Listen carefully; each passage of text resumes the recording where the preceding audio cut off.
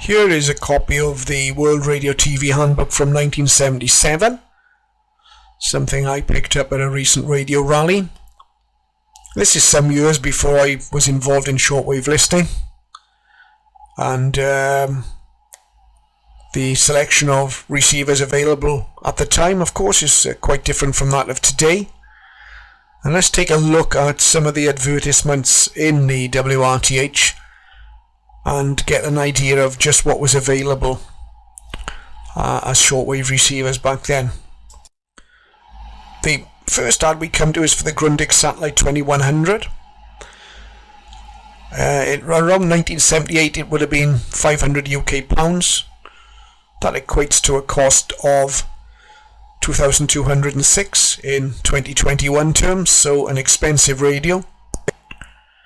Although this radio covered the shortwave bands, long wave and medium wave, and also band 2 FM, it didn't have SSB facilities. You'll see from the ad that there was an optional adapter available for SSB, but it didn't come as standard. So quite an expensive radio. It's a portable format radio. There's quite a large set. Here's a better picture of it. You can see it has a large front-facing speaker, separate treble and bass controls, and the 3 tuning dials on the front. Next radio we've got is the Bala Wadley XCR30. I believe this radio was actually manufactured in South Africa. In 1977 it would have set you back £170.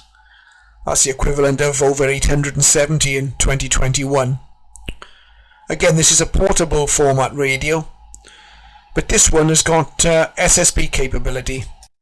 Let's have a better picture. You can see that we have USB and LSB modes, a clarifier control to help tune in SSB, as well as an antenna trimmer and a volume control. Next we have Drake, the American manufacturers. This is the SSR1. This is a desktop style receiver, general coverage, has SSB facilities. In 1977 it would have cost you 149 UK pounds, which would be the same as spending just over £700 in 2021. And there's a better picture of the SSR1. You can see the mode switch. We have a pre-selector control, the various bands, and again a clarifier for assisting in tuning single sideband. Now here's the Kenwood R300. This is a radio that I'm more familiar with. I've seen quite a few of them come up second hand and also at second-hand radio rallies. Would have been approximately £138 in 1977. That's the equivalent of just over £650 in 2021. Again, it's a desktop style receiver, a typical communications receiver of the time. Here's a better picture. Again, we can see it's got SSB facilities. It's got wide and narrow filtering, as well as an antenna trimmer. Anyone that's familiar with the much later realistic DX200 will see a similarity in the styling with the two analog tuning drums. This is a slightly unusual one. This is a national Panasonic RF8000. It's not often that the manufacturer tells us the radio it's selling costs the earth. This advert does just that. The picture in WRTH isn't too clear. It's a black and white ad and the radio appears to be mainly black. So if we look at a better colour picture, this is the RF8000. And as you'll see, in 1976 the suggested retail price of the radio was $3,400, which would be over 1,900 UK pounds. And the equivalent value in 2021 would be an incredible 9,300.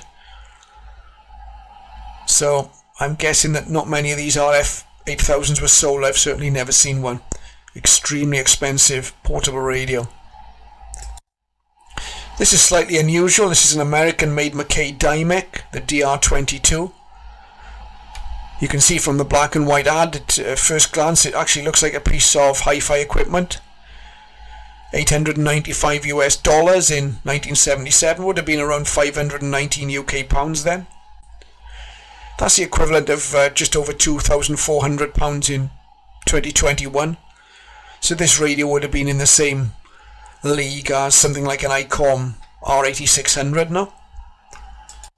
Here's a better picture of it, and it does indeed look like a piece of 1980s hi-fi equipment, but quite advanced in the sense that it has a digital readout, which none of the other radios that we've looked at from 1977 had.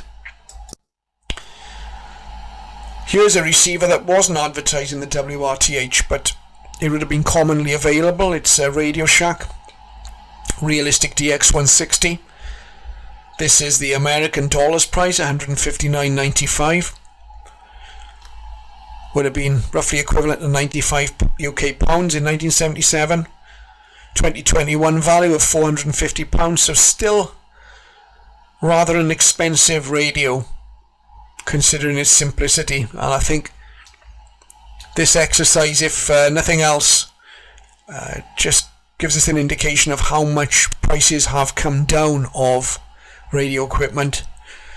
We can buy a digital portable radio for well under £100, but back then even the basic stuff was several £100 worth. So hope you enjoyed this quick look at the receivers in WRTH 1977, and we'll be back in future videos to look at some of the other interesting stories that the 1977 WRTH can tell us. Thanks for watching.